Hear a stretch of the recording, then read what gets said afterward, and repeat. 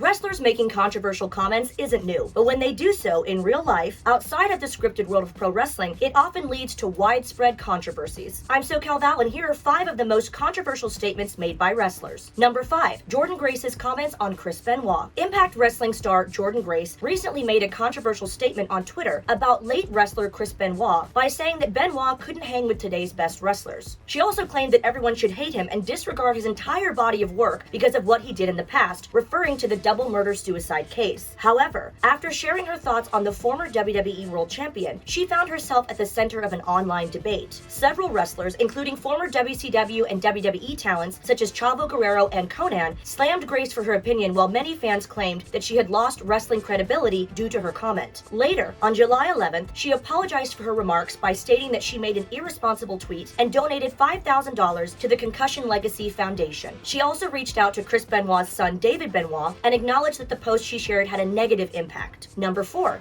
Greg Valentine's take on female wrestlers. From Becky Lynch's historic journey to the top to Charlotte Flair's record-breaking women's title reigns, it is known that women can draw just as much as men, if not more. But a few years back, former Intercontinental Champion Greg the Hammer Valentine was of a different opinion. In 2015, during an interview on The View, Valentine said that he felt the company should get rid of all their female talents. According to the WWE Hall of Famer, women have terrible matches and consequently don't draw much of an audience. He said, and I quote, "I love women, but they gotta realize their place. They're not supposed to be wrestlers. They're not supposed to be MMA fighters or boxers." What? Valentine's comments on women's wrestling left a bad impression of the 70-year-old former wrestler. However, the current generation of female wrestlers continue to advance in the WWE, AEW, and numerous other wrestling promotions around the world, proving the doubters wrong. Number 3. Ronda Rousey calls WWE fake. The baddest woman on the planet, Ronda Rousey, pissed off a lot of fans when she called WWE a fake sport and criticized the fans in 2020. The former Raw and SmackDown Women's Champion said that professional wrestling is fake on Steve-O's Wild Ride podcast, and called out the fans for not appreciating her and labeled them ungrateful. Rousey's comment didn't sit well with many WWE superstars, who bashed her by emphasizing on the fact that they put their bodies on the line and get injured for real. However, Ronda also blasted those who were offended by her comments, saying that they had never been in a real fight. "Do you know what would happen if you got in 300 real fights in a year? You would be dead," she added. Despite all this, Rousey returned to WWE earlier this year and won the Women's Royal Rumble match. She then went on to become the SmackDown Women's Champion at WrestleMania Backlash by defeating Charlotte Flair. Seems a bit weird, doesn't it?